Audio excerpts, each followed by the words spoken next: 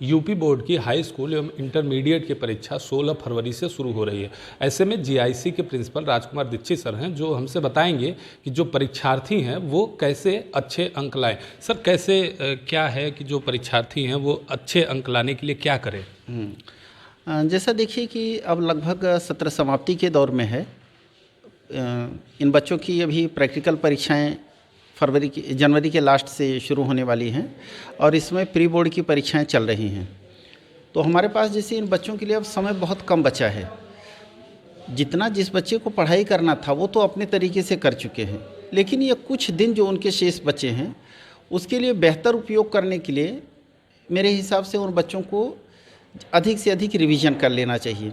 अब यहाँ प्रश्न ये उठता है कि अगर उनके पास समय उतना ही है, सिलेबस उतना ही है उनका हर बच्चे को, तो अधिक से अधिक रिवीजन कैसे करें?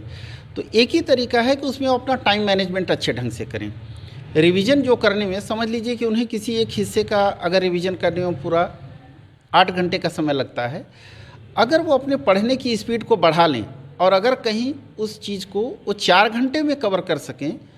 तो वही 8 घंटे की मेहनत में उनका 2 रिवीजन हो जाएगा। और जितने अधिक वो रिवीजन करेंगे उतना ही बेटर उनका परफॉर्मेंस हो सकता है, क्योंकि हर रिपीटेशन में कुछ न कुछ उनका बेहतर कंटेंट का रिटेंशन उनके दिमाग में होता है। इसी तरह से उन्हें ये चाहिए कि जैसे जो कंटेंट पढ़ लिए, चूँकि पढ़ करके तो सब कुछ हो चुका है, वो पहली बार नहीं पढ़ने जा रहे हैं, तो इसमें वो की पॉइंट्स लिख सकते हैं। हर चैप्टर के कुछ की पॉइंट्स होते हैं, तो अगर वो की पॉइंट्स को ही याद रखें तो ऐसी स्थिति में जब कभी समझिए क्वेश्चन बहुत ट्विस्टेड हो या बहुत उसका हायर ऑर्डर थिंकिंग का क्वेश्चन हो, उस कंडीशन में वो की पॉइंट को ही अगर वो इलाबोरेट करेंगे और उसकी समरी जो उनके दिमाग में रहेगी लिख देंगे, तो कम से कम उनका आंसर अधूरा नहीं रहता। हो सकता है कि वो बहुत स्टैंडर्ड ढंग का डेटा पूरा न रख सकें, आंसर उतना ऑथेंटिक ना हो, लेकिन कम से कम ये स्थिति तो नहीं होगी ना कि उनका प्रश्न छूट गया या वो बिल्कुल ही कुछ नहीं कर पाए जिस कारण से फेल हो गए। और दूसरी एक चीज़ ये जो मैं सजेस्ट करूँगा कि बच्चों को माइंड मैपिंग का अगर वो इस्तेमाल करें। हो सकता है कि बहुत सारे बच्चे वो करते हों लेकिन उस टर्म से वाकिफ़ ना हों। माइंड मैपिंग का कथन अर्थ मतलब ये हुआ कि जैसे जो टॉपिक वो पढ़ लिए हैं तो ज़रूरी नहीं है कि उन्हें सारी चीज़ें एट ए ग्लांस पूरी याद हो जाएं, लेकिन कुछ चीज़ तो उसमें उन्हें याद होती हैं। तो क्या कर सकते हैं कि बच्चे उसकी पॉइंट को लिखें, फिर अच्छा जो पर्टिकुलर पॉइंट याद आ गया तब उन्हें याद आएगा, हाँ हाँ इसमें रिलेटेड इससे ये चीज़ होती है, तो उससे रिलेटेड जो अगला पॉइंट है वो नोट करते हैं, फिर उस पॉइंट से रिलेटेड उन्हें क्या याद आता है। इस तरह से अगर वो करते जाएंगे तो पूरा उनका एक माइंड ट्री बन जाता है जिसमें कि उस टॉपिक के बहुत सारे पॉइंट्स वो कवर कर लेते हैं।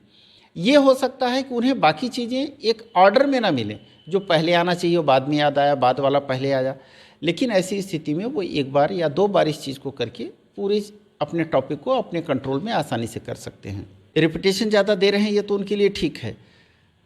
एग्ज़ाम प्रेशर में या ये सोच करके कि लगातार अगर मैं एक चीज़ इतना पढ़ डालूं तो मेरे पास बहुत सारा भंडार हो जाएगा, और बच्चे इस जगह पर चाहे जानकारी के अभाव में या दबाव में ये गलतियां करते हैं। मेरा ये मानना है कि जितना बार वो ब्रेक लेकर के पढ़ते हैं उतना ही अच्छा उनका रिटेंशन पावर होता है, क्योंकि कुछ रिसर्च में ऐसा देखा गया है कि कुछ चीज़ें पढ़ने के लिए दी गई, लेकिन शुरुआत में जैसे बच्चा जो पढ़ा वो हर जगह उनका ये लागू हो रहा है। जो इस रिसर्च की बात है, मैंने भी बहुत हद तक अपने ऊपर भी आजमाया, अपने कुछ बच्चों पर भी आजमाया है कि कोई भी चीज़ अगर आप लगातार 3 घंटे तक पढ़ लिए तो आप रिकॉल करना शुरू करेंगे तो शायद आपको वो चीज़ याद रहेगी जो कि शुरुआत में आप पढ़े हैं और अंत में जो पढ़े हैं, तो बीच की चीज़ें गायब हो जाती हैं। तो ये टेंडेंसी पाई गई कि शुरुआत और लास्ट की चीज़ें अगर गायब हो गई तो उसमें दोबारा प्रयोग में ये देखा गया कि 3 घंटे की बजाय अगर 1-1 घंटे का 3 ब्रेक दिया गया, 3 पार्ट में उसको पढ़ा गया, तो जब पहला हम इंटरवल लेते हैं 1 घंटे का, उसमें शुरुआत की चीज़ें याद रही और उस इंटरवल के अंत की चीज़ें याद रही। इसी तरह से जो दूसरा इंटरवल हमारा था उसकी शुरुआत की चीज़ याद रही, अंत की याद रही, और तीसरे में भी यही हुआ। तो कहने का मतलब जब हमने 3 घंटे का टाइम पीरियड पूरा 3 हिस्से में बांट दिया तो हमें जो एक और एक करके 2 चीज़ें याद होती थी, अब इस तरह से 6 चीज़ें याद रहने लगी। अगर हम इसी चीज़ को और इफ़िशिएंटली करें कि हर 15 मिनट के बाद एक शॉर्ट ब्रेक ले लें, 1 मिनट का, 2 मिनट का, तो बच्चों को ये लगता है कि अरे 2 मिनट मेरा नुकसान होगा, पर वास्तव में 2 मिनट नुकसान नहीं हो रहा है, वो आपका असली फ़ायदेमंद पीरियड है। तो हर 15 मिनट के इंटरवल पर उन्हें 2 मिनट रुक करके सोच लेना चाहिए कि मैंने क्या पढ़ा है 15 मिनट में, तो उनका उससे रिटेंशन बहुत अच्छा हो जाता है। सर, जो बच्चे जिनकी पूरी तैयारी उनको लगता है कि नहीं हो पाई है और बहुत ज़्यादा दबाव ले लेते हैं और दबाव में चीज़ें बिगड़ जाती हैं, उनके लिए क्या संदेश है आपका? जैसे देखिए, दबाव में कोई काम पढ़ने की वजह सिर्फ बिगड़ता ही है। तो मेरी अंतिम क्षणों में बच्चों को यही सलाह है कि जो चाहे अस्वस्थ हो गए थे या किसी काम में उलझ गए थे या किसी भी कारण से अगर उनकी तैयारी नहीं हो पाई है, तो मैं कहूँगा कि 100% सिलेबस कवर करने के पीछे वो बहुत अपनी एनर्जी को वेस्ट न करें, क्योंकि इतने समय में जो करना संभव ना हो उसको करके अपना समय बर्बाद ना करें। वो ये देख लें कि अब एग्ज़ाम सिर पर है, तो एग्ज़ाम पॉइंट ऑफ व्यू से क्या चीज़ें ज़्यादा महत्वपूर्ण हैं, उस पर उनका फोकस ज़्यादा हो। और जैसा मैंने कहा कि की पॉइंट्स वो लिख लें।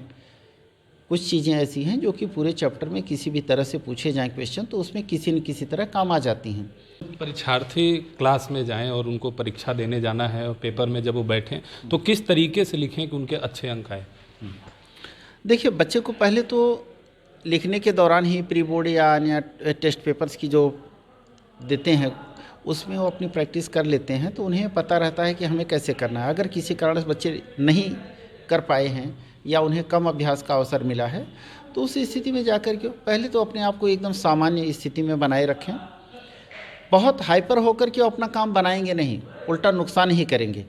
तो जाने के बाद पूरा पेपर देख लें, और मेरी सलाह ये होती है कि वो उस प्रश्न से करना शुरू करें जो उन्हें सबसे अच्छी तरह से आता हो, क्योंकि जब अच्छी तरह से जो प्रश्न आता है उसे ढंग से जब वो लिख लेते हैं तो उनका कॉन्फिडेंस थोड़ा सा बढ़ जाता है। और एग्ज़ाम हॉल में जाने के बाद जो शुरू शुरू में उनको एक दबाव महसूस होता रहता है, उसके साथ कहीं ना कहीं वो एडजस्ट कर लेते हैं। तो उसके बाद देखें कि अगला प्रश्न कौन सा है जो बेहतर कर पा रहे हैं, तो वो करें, और इसी क्रम में वो करते हुए जाएं। तो ये थे जीआईसी के प्रिंसिपल राजकुमार दीक्षित सर, जिन्होंने बताया कि बहुत दबाव लेने की आवश्यकता नहीं है, अपने ऊपर कॉन्फिडेंस रखें और इसी के ज़रिए ही जो है अच्छा अंक लाया जा सकता है।